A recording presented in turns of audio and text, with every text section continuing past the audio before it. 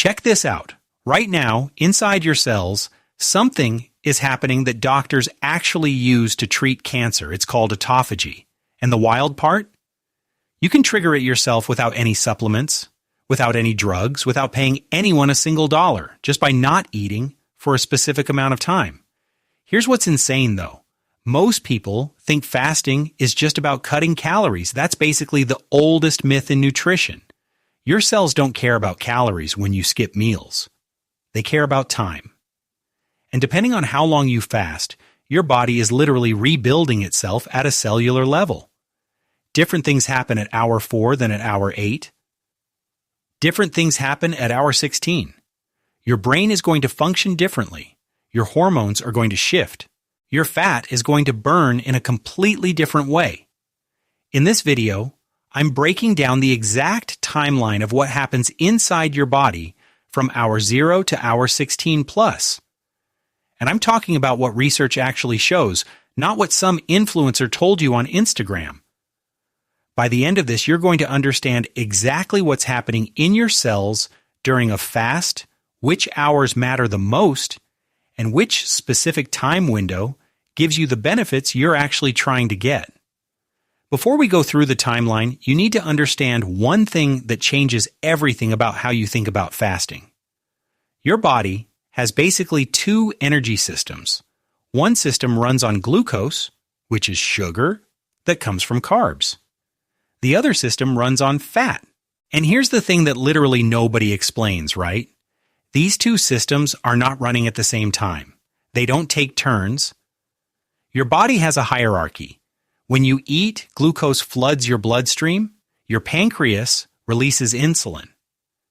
Insulin's job is to get that glucose into your cells, into your muscles, into your liver. Your body absolutely loves glucose when it's available because it's the fastest energy source. It doesn't require any processing. Glucose is like premium jet fuel. Your cells can use it immediately. But here's where everyone gets confused. Your body only holds on to glucose for so long. You've got glucose stored in your liver as glycogen. You've got glucose in your muscles as glycogen. Once those storage tanks are full, any extra glucose gets converted to fat and stored. This is the part that most people don't realize. Your body is basically saying, okay, I have what I need right now, so I'm going to put the rest away. Now, when you stop eating, your body says, okay, we don't have incoming glucose anymore. That's when the magic actually starts. But it doesn't start immediately. First, your body taps into those glucose stores. Your liver releases glycogen back into your bloodstream to keep your blood sugar stable. This is your short-term energy buffer. And this is why the first few hours of fasting are not that interesting metabolically. You're still running on glucose. You're just running on stored glucose instead of fresh glucose. So here's the real question that matters. When do those glycogen stores actually run out? When does your body actually switch over to burning fat as its primary fuel? That's the timeline that actually matters. That's when your cells start rebuilding. That's when the benefits actually kick in. This is what we're going to break down step by step. Okay, so you just finished eating your last meal, hour 0. Nothing crazy is happening yet. Your insulin is still elevated. Your blood glucose is probably still relatively high depending on what you ate. Your body is still in fed state, which is just a fancy way of saying your body thinks food is abundant. During these first 4 hours, here's what's actually happening at the cellular level. Your digestive system is working overtime. Your stomach is breaking down food. Your small intestine is absorbing nutrients. Your pancreas is still releasing insulin. Energy is being directed toward digestion, which is why you sometimes feel a little sluggish after a big meal. Your body is literally dedicating resources to breaking down and processing what you just ate. Your hormones during this window are basically telling your body, we have fuel, we have energy, no need to access the backup systems. Insulin stays elevated. Growth hormone is suppressed. Cortisol is low. Your body is in storage mode, not mobilization mode. This is the fed state that your body is designed to experience when food is available. Now here's something that seems obvious, but most people don't realize the implication. During these first 4 hours, your body is literally not designed to burn fat efficiently. Why would it? You just gave it fresh fuel. Why would it go digging into fat reserves when you have new energy available? This is a fundamental principle of energy metabolism that most nutrition advice misses. This is why people who do those crazy 4-hour fasts thinking they're going to get major fat-burning benefits are basically wasting their time. Your body is still using glucose. Your glycogen stores are still full. You're not switching fuel sources yet. You might feel a little hunger starting to kick in toward the end of this window, but your body is still operating in fed state. The hunger you're feeling is interesting, though. It's not actually about energy availability. Your body has plenty of energy.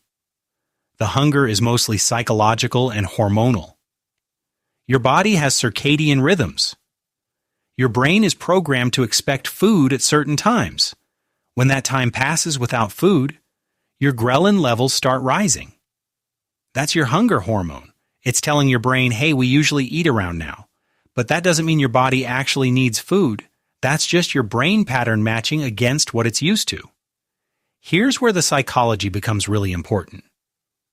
Your brain expects food based on habit. It's not that your body is metabolically starving. It's that your nervous system has been conditioned to want food at certain times. This is why breakfast skippers often feel fine after a couple of weeks. The habit loop breaks. Your ghrelin response adjusts. You stop getting that psychological hunger signal. By hour 3 to 4, you might notice your energy is still stable, maybe slightly elevated depending on what you ate. If you had a big carby meal, you might get a slight dip as your blood sugar normalizes. If you had a balanced meal with protein and fat, your energy is probably pretty stable. This is also why what you eat before a fast matters. If you fast after a high-carb meal, you're going to feel the transition more acutely. Okay, now things start getting interesting. You're around hour 4 to 8. This is the most challenging window for most people fasting for the first time. Your glycogen stores are starting to deplete. Your insulin is dropping significantly, and here's where your body starts making a shift. This is not autophagy yet. This is not the cellular cleanup process. This is just the transition period. But it's the most important one metabolically. Your liver is working harder to maintain your blood glucose levels. You've probably burned through a good chunk of the glucose you had stored in your liver. Your liver is now doing something called gluconeogenesis. That's literally the creation of new glucose from non-carbohydrate sources. Your liver is taking amino acids, taking glycerol from fat breakdown, and literally constructing new glucose molecules to keep your blood sugar stable. This is actually pretty wild because your body is now producing glucose from your own body tissues. You're essentially cannibalizing your own protein to maintain brain function. This is why protein becomes so important when you're fasting. If you don't have adequate protein intake before the fast, your body will break down muscle tissue to get the amino acids it needs for gluconeogenesis. This is actually really inefficient, and it's one of the reasons extended fasting without any nutrient foundation can be counterproductive. You lose muscle tissue that you've worked hard to build, and you're doing it needlessly if you didn't eat enough protein before the fast. The research on this is pretty clear. If you eat a high-protein meal before fasting, your body is much more efficient during the gluconeogenesis phase. You're not breaking down new muscle tissue. You're using amino acids from your recent meal. This is why protein intake before fasting is almost as important as what happens during the fast. During this window, your fat burning is starting to increase noticeably, but it's not the main fuel source yet. Your body is transitioning. You're still primarily running on glucose, but you're now making your own glucose from fat and protein breakdown. The metabolic shift is underway, but we're not at the sweet spot yet. Your insulin levels are definitely lower now, though, and lower insulin is actually one of the big benefits people talk about with fasting. When insulin is chronically elevated, like when you're eating constantly throughout the day, your cells become less responsive to insulin. This is called insulin resistance, and it's basically the metabolic dysfunction that precedes type 2 diabetes. But when you fast and insulin drops, your cells become more sensitive to insulin again. Your pancreas doesn't have to work as hard. Your metabolic signaling improves. This is real and measurable in blood work. Around hour 6 or so, something else starts happening. Your growth hormone levels start rising. This is actually really important for recovery. Growth hormone is anabolic, which means it builds things. It builds muscle. It helps with recovery. It helps with cellular repair. This is one of the reasons people report feeling more energized and less sore during fasts. Growth hormone is kicking in. Your body is shifting from a storage and growth mindset during fed state to a maintenance and repair mindset during fasting. But here's the thing that nobody mentions. This growth hormone increase isn't automatic at hour 6. It depends on your baseline growth hormone levels, your age, your fitness level, your sleep quality the night before. If you're sleep deprived, if you're stressed, your growth hormone response to fasting is going to be blunted. This is why fasting plus good sleep is so much more powerful than fasting while you're running on 5 hours of sleep and high stress. The synergistic effect of these two things matters massively. The hunger during this window also peaks for most people. Hour 6 to 8 is often called the hunger cliff. Your body is fully committed to the transition now. Ghrelin is elevated. Your stomach is sending signals that it's empty. Psychologically, you're dealing with the habit of eating at certain times. This is the hardest part of fasting for beginners. And it's completely normal. Understanding that it passes is important. Now we're getting to the good stuff. Hour 8 to 12. This is where your body has completely switched gears. Your glycogen is mostly depleted. Your insulin is low. Your body is now running primarily on fat. Here's what that means at a cellular level. Your adipose tissue, which is your fat cells, are breaking down triglycerides into glycerol and free fatty acids. Those free fatty acids get shuttled to your liver, where they're converted into ketones. Ketones are a different fuel source than glucose. Your brain can run on ketones, your heart loves ketones, your muscles can run on ketones, and here's the wild part. When you're running on ketones, your brain actually works differently. It works more efficiently. You often get this clarity that people call mental fog lifting. This is why so many people report feeling sharper during fasts. It's not placebo. Your brain is literally running on a different fuel that requires less metabolic overhead to process. Glucose metabolism and brain function require a lot of oxygen and a lot of metabolic activity. Ketones are a cleaner burn. They produce less oxidative stress. Your mitochondria, which are the powerhouses of your cells, they run more efficiently on ketones. Let me get specific about the biochemistry here because this is actually fascinating. When your liver is converting fatty acids into ketones, it's producing 3 main ketone bodies: acetoacetate, beta-hydroxybutyrate, and acetone. Beta-hydroxybutyrate is the one that matters most because it's the most stable and most abundant ketone. Your brain can actually use beta-hydroxybutyrate as a primary fuel source. This happens through a completely different metabolic pathway than glucose. Instead of glycolysis, your brain is running on ketone metabolism. And what's wild is that this actually generates less free radical damage in your mitochondria. You're literally producing energy with less wear and tear on your cells. The shift from glucose to ketones also affects your neurotransmitters. Your brain's GABA production increases on ketones, which is why people often report feeling calm and focused during fasting. GABA is your brain's calming neurotransmitter. It's the same thing that anti-anxiety medications target, but your brain is producing more of it naturally when you're running on ketones. Your serotonin production is also enhanced. These are real neurochemical changes, not psychological placebo effects. But here's what's actually crazy that most people miss. While your brain is running on ketones and your body is primarily burning fat, your cellular cleanup process is really ramping up now. This is where autophagy enters the picture. Autophagy is literally cellular garbage disposal. Your cells have damaged organelles. They have misfolded proteins. They have stuff that shouldn't be there.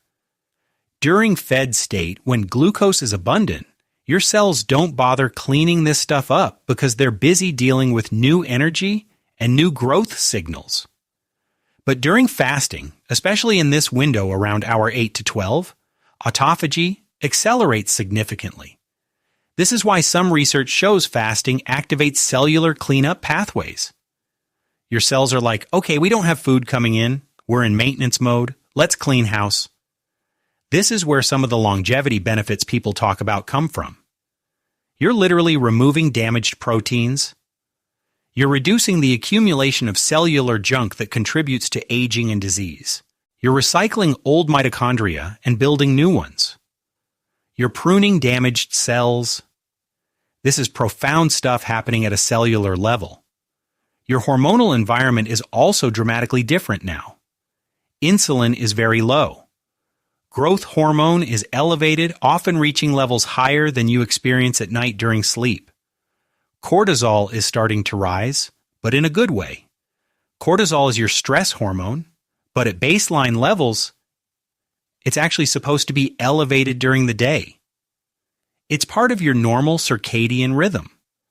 During fasting, cortisol rises to help mobilize energy stores, which is actually appropriate and healthy. Norepinephrine is elevated, which enhances fat burning and mental focus. Your nervous system is activated in a way that enhances metabolic flexibility. Around hour 10 to 12, this is where you might start feeling the most clarity and the least hungry.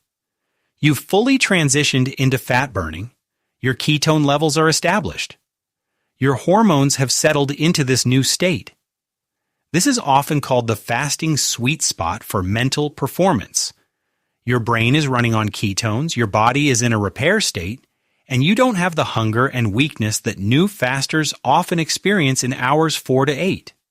This is why 12 to 14 hours is often the minimum people recommend to get real benefits. Okay, we're getting into the advanced stuff now, hour 12 to 16. This is where things happen that most people don't talk about. This is where the research gets really interesting and where the deepest benefits occur. By this point, your body has been running on fat for hours. Your ketone production is elevated and stable. Your autophagy is in full effect. Your growth hormone remains elevated. Your metabolic rate has slightly decreased, but your metabolic efficiency has dramatically increased. But something else is happening now that doesn't get enough attention. Your metabolic rate is actually stabilizing at a lower level, but your fat oxidation is maximized. What that means is your body is incredibly efficient at pulling energy from fat right now. You're getting the most bang for your buck in terms of body composition changes. Here's the thing about fat loss that most people misunderstand. Fat loss isn't just about calories, it's about hormones and metabolic state. When you're in fed state, your body is signaling, we have energy, no need to mobilize stored fat. When you're in this deep fasting state, your body is signaling, we need energy, mobilize the fat stores. The hormonal cascade is completely different. Norepinephrine is high, which increases the rate at which fat cells release stored fat. Insulin is low, which removes the brake on fat mobilization. Growth hormone is elevated, which helps preserve muscle while you're losing fat. This combination of hormones is literally the opposite of what happens when you overeat. Around hour 14, something really fascinating happens in the research. This is where some studies show mTOR signaling decreases substantially. mTOR is a protein complex that senses when nutrients are available. When mTOR is activated, your body prioritizes growth and protein synthesis. When mTOR is inhibited, your body prioritizes cellular maintenance and repair. This is one of the pathways people point to when they talk about fasting potentially extending lifespan. Calorie restriction and fasting both suppress mTOR, and reduced mTOR is associated with longevity in animal studies. But again, we need to be careful about what this actually means in humans. The research is promising, but we're not at the point where we can say fasting extends human lifespan. What we can say is it triggers the same cellular pathways that are associated with longevity. That's different, but it's still profound. The mechanisms that allow organisms to live longer are being activated in your body right now. Your immune function is also changing during this window. Your white blood cells are being recycled. Your immune system is pruning old, dysfunctional cells and generating new ones. This is why some researchers think fasting might have immune benefits, though the research here is still emerging. The theory is that fasting allows your immune system to basically reboot and clean house. Old immune cells are eliminated. New ones are generated. This is called immune system regeneration, and it's one of the most promising areas of fasting research. Around hour 15 to 16, something happens with your body's sensitivity to hunger hormones. You often experience what's called second wind hunger relief. After the peak hunger around hour 4 to 8, hunger often decreases again. This is partly because your body is fully adapted to fasting at this point, but it's also partly because ghrelin becomes less potent when your body has settled into ketone metabolism. You're not fighting constant hunger signals anymore. The psychological hunger might still be there, but the biological hunger signal is much quieter. Now here's something critical that most fasting content misses. The benefits you're getting in this window are not universally the same for everyone. If you have a history of disordered eating, extended fasting might trigger unhealthy patterns. If you're an endurance athlete, extended fasting might actually impair your training performance on that particular day. If you're diabetic and on medication, extended fasting requires careful monitoring. The timeline I'm describing is the general human response, but individual variation is massive. This is the most important caveat. Okay, so you're past 16 hours. You've crossed a threshold that researchers actually consider pretty significant. By this point, most of the low-hanging fruit in terms of metabolic benefits has already occurred. Your body is deeply adapted to fasting. You're running almost entirely on fat. Autophagy is still happening, but it's not accelerating anymore. You've hit a plateau in terms of the cellular adaptations that occur during fasting. Here's what's interesting, though. A lot of people think the benefits are linear, like more fasting equals more benefits. But the research doesn't really support that. The majority of the metabolic switching happens in the first 12 to 16 hours. Going from 16 to 24 hours adds some additional benefits, but the curve is starting to flatten. This is important because it means you don't need to do extreme fasts to get most of the benefits. Your cortisol levels are starting to rise more noticeably by hour 16 to 18. This is actually important. Low cortisol is nice, but zero cortisol is not healthy. Cortisol is your stress hormone, but it's also essential for metabolism, immune function, and circadian rhythms. If you extend fasting too long, cortisol can rise to levels that start becoming counterproductive. This is why extended fasting isn't better for everyone. If you're already stressed, if you have adrenal dysfunction, if you're not sleeping well, pushing into 24 or 36-hour fasts might actually increase stress hormones in a way that's counterproductive. Around hour 18 to 20, something happens with muscle protein synthesis. During the deep fast, your body does spare muscle pretty well because of elevated growth hormone and because you ate protein beforehand. But if you go much longer, your body starts breaking down more muscle tissue for gluconeogenesis. This is why protein intake before fasting matters so much. If you fast from dinner to dinner the next day on a low-protein diet, you're basically sacrificing muscle for the extended fast window. You're getting some benefits, but you're paying a price in muscle loss. Now, here's what's wild about Hour 24 and beyond. Some research shows that extended fasting triggers what's called a fasting refeeding cascade. When you finally eat after a long fast, your body is primed to absorb nutrients and replenish glycogen and amino acids very efficiently. This is partly why people on protocols like Eat, Stop, Eat or once-a-day eating often feel really good. They're essentially optimizing the refeeding window through the contrast of the extended fast. But and this is a big but. The benefits you get from a 16-hour fast are like 80% of what you get from a 24-hour fast, but it only takes 70% of the time and effort. This is the cost-benefit analysis that matters. Why extend to 24 hours if you're getting 80% of the benefits in 16 hours and the extra 8 hours might compromise muscle and increase stress hormones? This is why most of the research-backed benefits can be achieved with regular 16 to 18-hour fasts rather than extended fasting. The cost-benefit curve starts getting less favorable after 16 hours. Here's something that almost nobody explains correctly. What you eat when you break your fast is almost as important as the fast itself.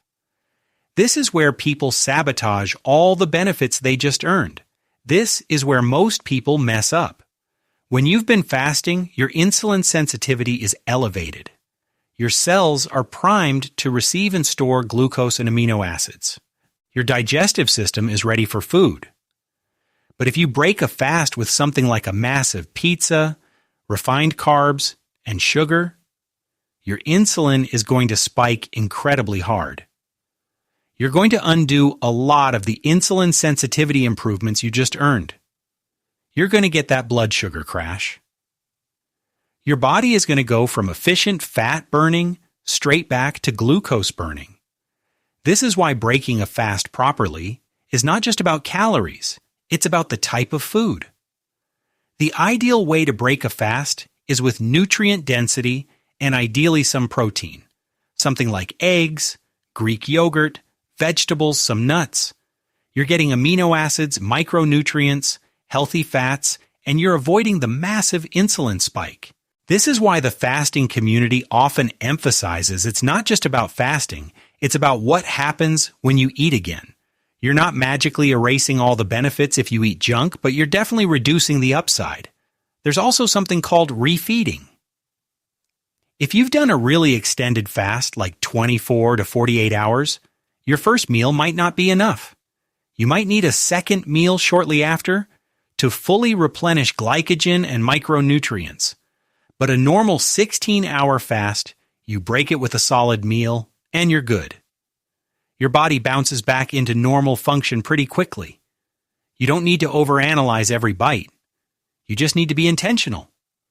One more thing about the breaking the fast window. A lot of research shows that the first meal after fasting is when nutrient absorption is actually enhanced.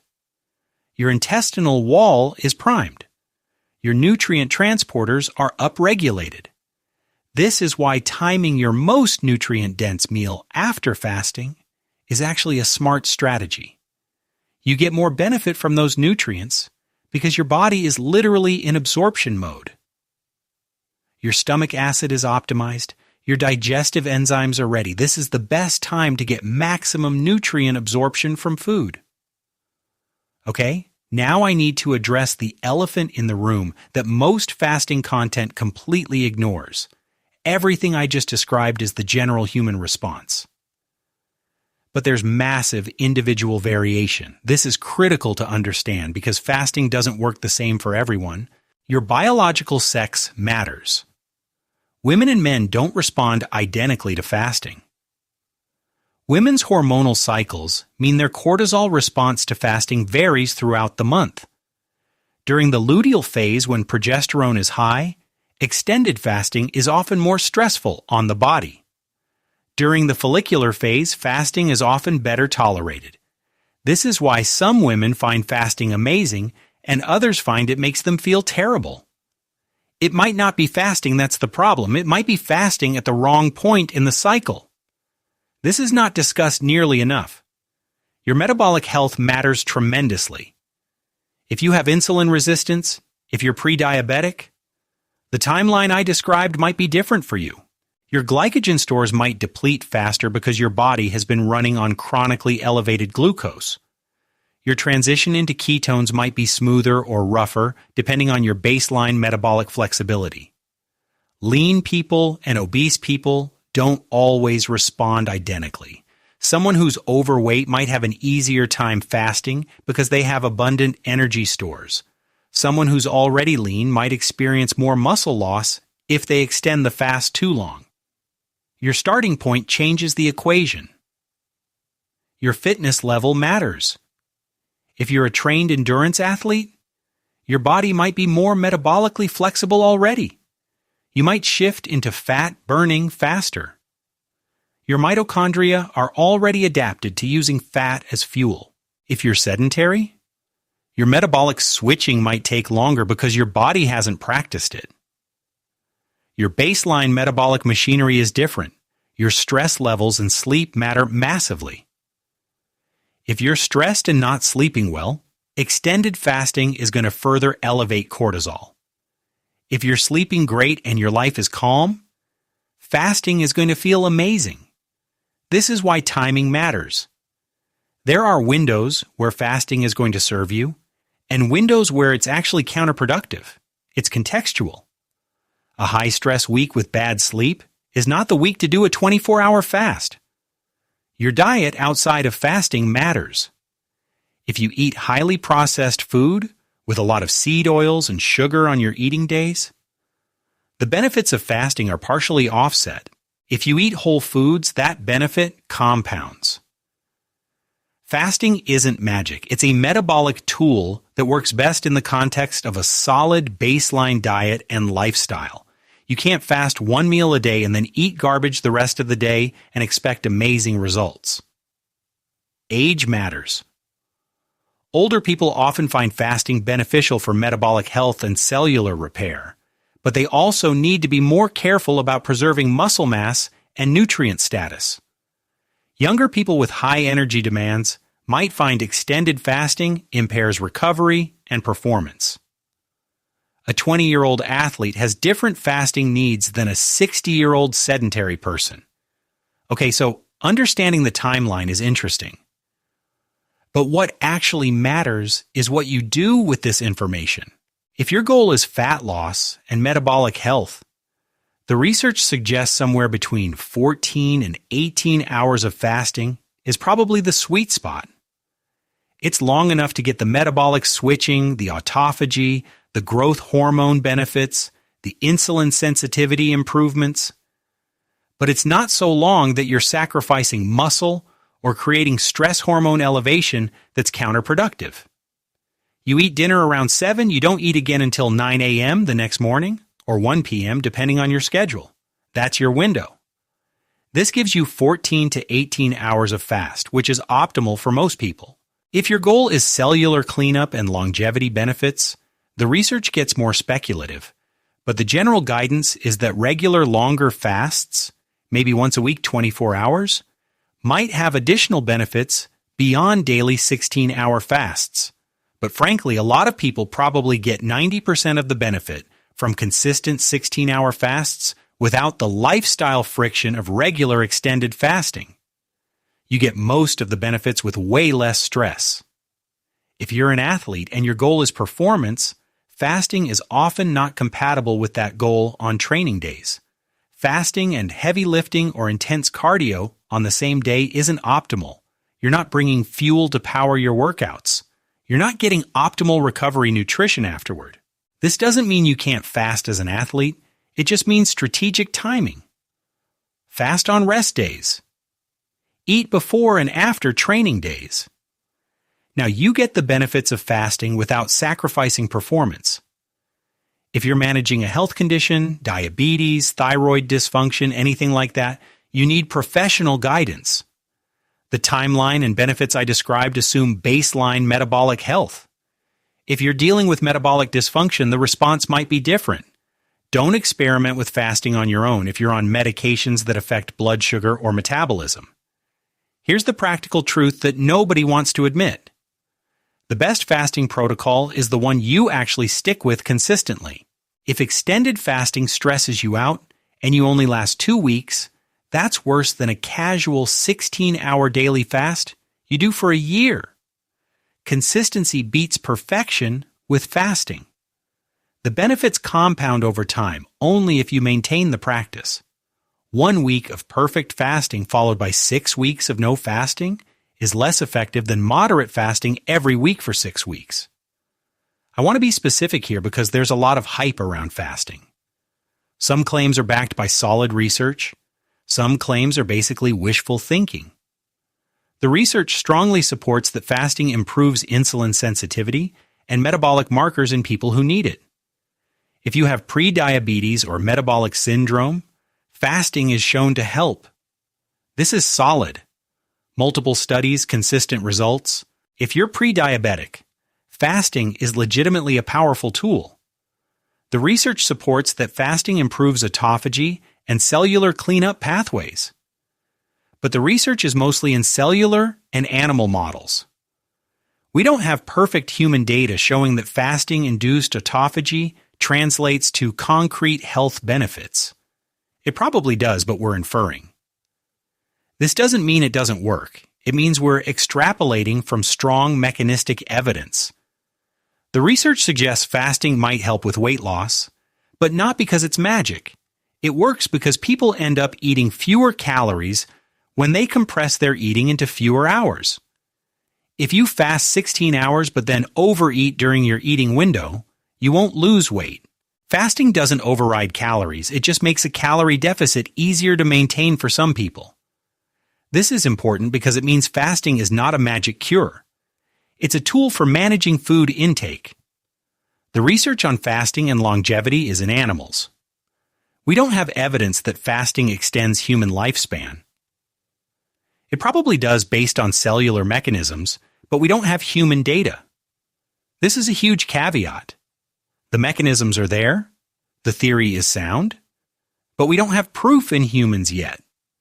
The research on fasting and muscle loss is mixed. If you're doing strength training and eating adequate protein, fasting doesn't seem to impair muscle as much as people fear.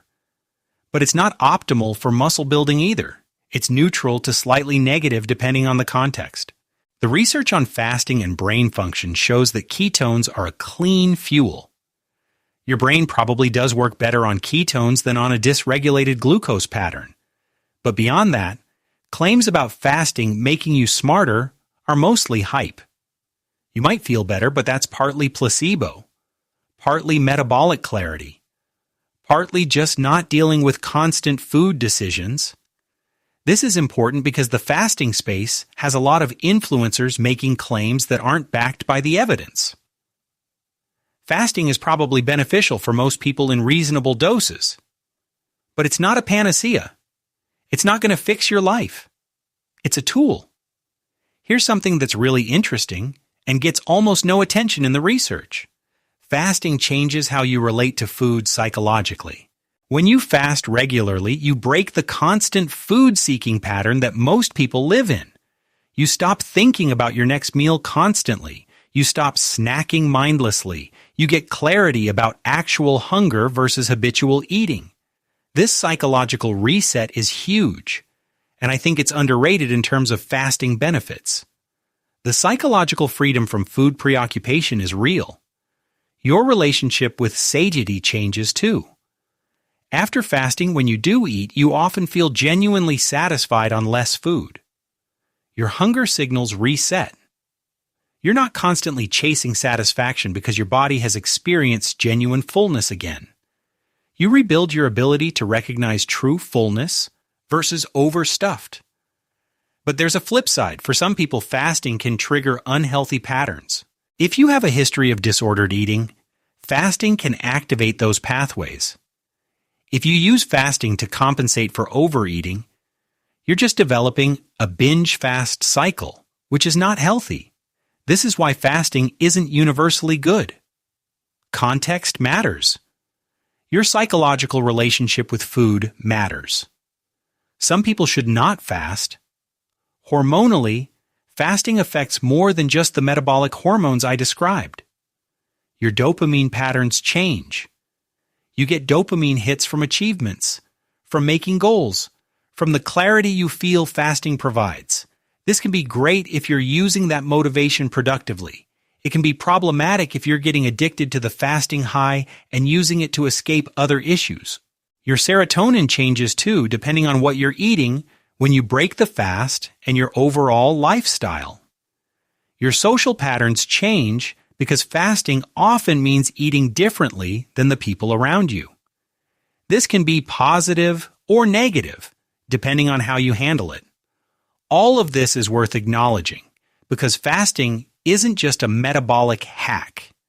It's a behavioral change that affects your whole relationship with food and your body. Okay, let me wrap this up because I want to be really clear on what actually matters from everything I just described. Hour 0 to 4. You're in fed state. Your body is still using glucose.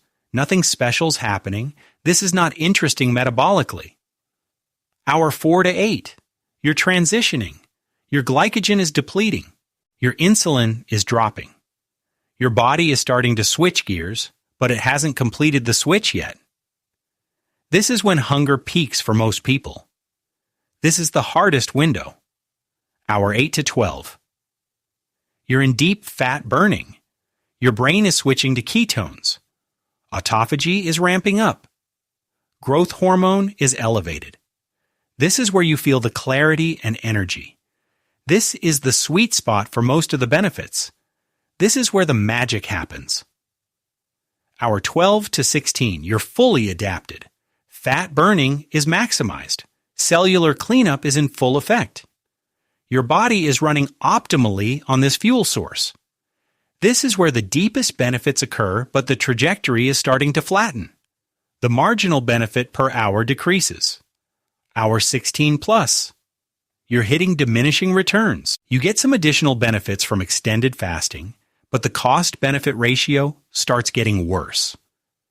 Stress hormones start rising more noticeably. The benefits plateau. Going longer requires significant motivation.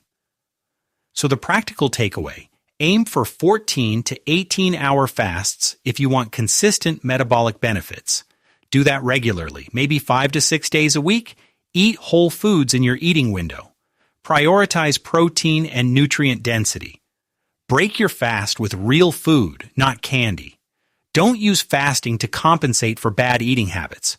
Don't fast if you're already stressed and not sleeping well. The timeline I described is interesting from a research perspective. But practically, you don't need to understand every mechanism. You just need to understand that your body switches from glucose burning to fat burning somewhere between 4 and 8 hours, fully adapts by 12 to 16 hours, and the benefits plateau after that. That's the essential information. Everything else is detail.